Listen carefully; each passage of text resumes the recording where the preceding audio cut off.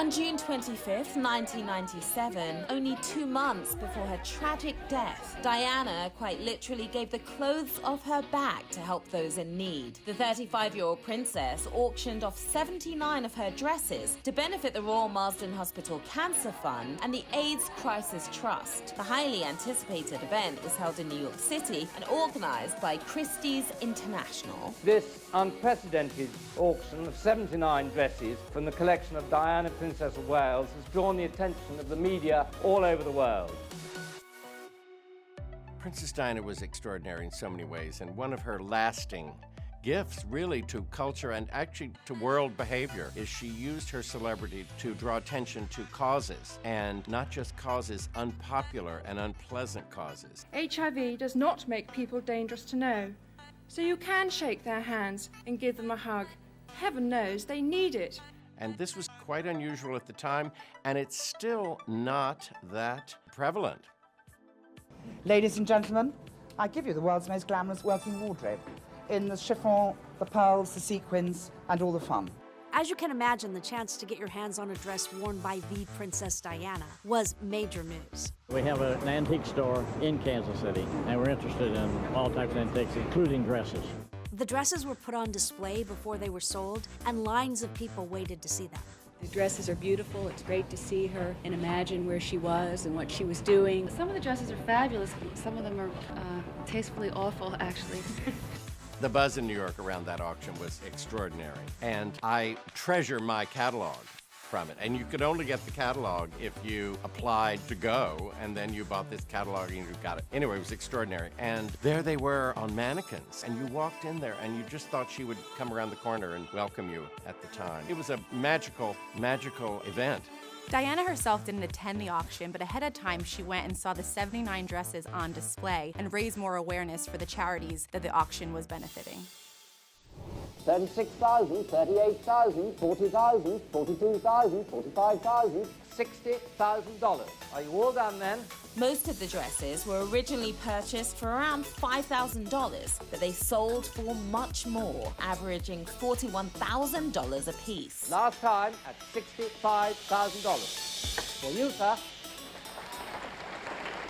Lot 3. Lot 3 showing here.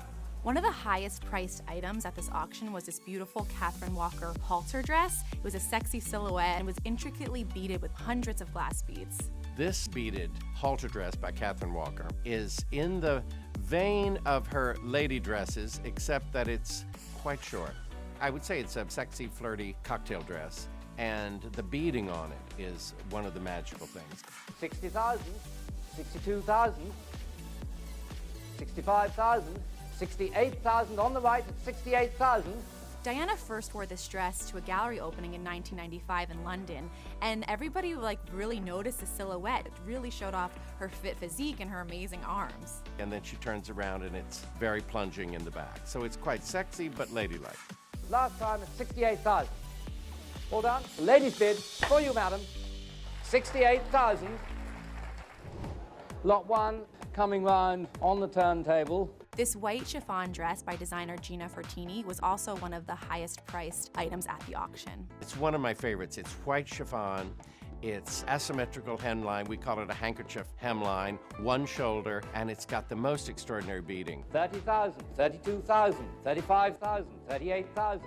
Princess Diana wore this in Brazil to a benefit, and you can just hear the music. You can hear the Brazil samba playing, and the dress moves, and even on a coat hanger it probably looks like it's dancing, but on her it really looked like she was dancing at all times.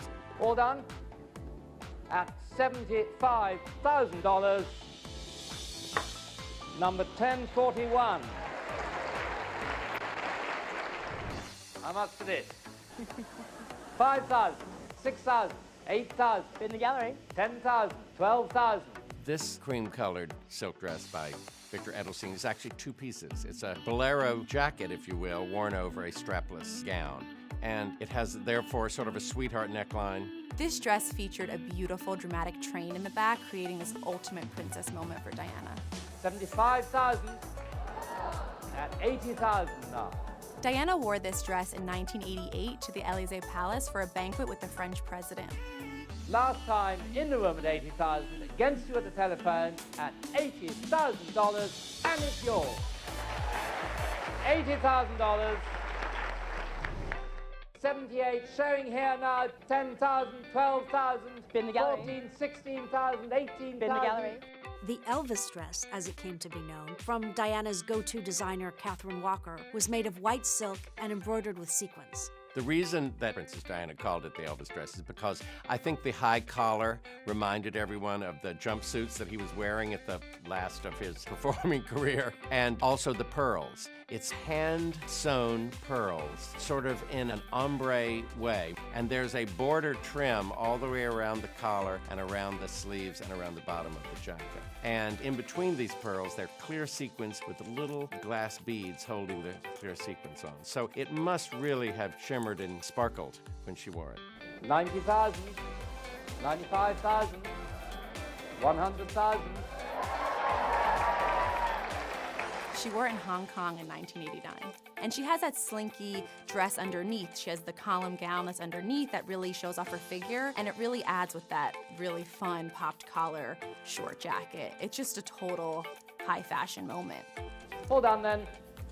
At $135,000. Yours, Patrick. Lot 79. I have an order bid on this too. 85,000, 100,000. Probably the most famous dress. We call it, they called it, it's called the Travolta Dress. This dress was so famous because Princess Diana took the dance floor at the White House in the East Room with the star of Saturday Night Fever, John Travolta. He was the hottest guy in the world at that moment. Who could forget that gorgeous dark velvet off-the-shoulder Victor Edelstein dress? It had a great silhouette. When she was dancing on the dance floor, it twirled, had some fun ruffled detail. It was beautiful. 160, 165, 175. I knew she was going to say that. 200,000. It's inky blue-black, and it has a beautiful portrait neckline, slightly plunging in the front, and it's ruched on a diagonal around the body, and then there's an asymmetrical sweep here, and then a flared sort of flamenco bottom. So it's a real dance dress. This was one of those statement-making, bold ball gowns that you imagine a princess would wear. 200,000. 200,000. Last time, your advantage for $200,000.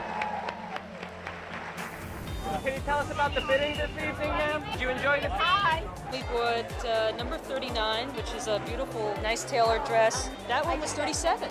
It's a bargain.